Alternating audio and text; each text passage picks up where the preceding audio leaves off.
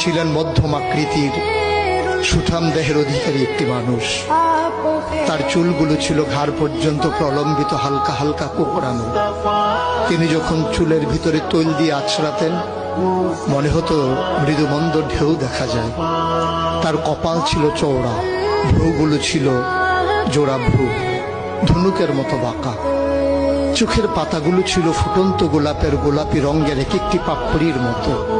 তিনি কখনো বা যখন চোখের পলক ফেলতেন, মনে হতো মৃদুমন্দ বাতাসে গোলাপ পাপড়ি যেন দোল খাচ্ছে।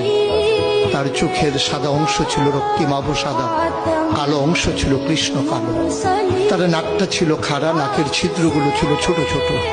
নাকের নিচে ছিল সরু চিকন গোঁফ, গোঁফের নিচেই সেই গোলাপি রঙের ঠোঁট। তার ঠোঁটগুলো যখন কখনো বা মুচকে হাসত, গোটা পৃথিবীর মানুষ অবাক বিস্ময়ে দেখত। গোটা পৃথিবী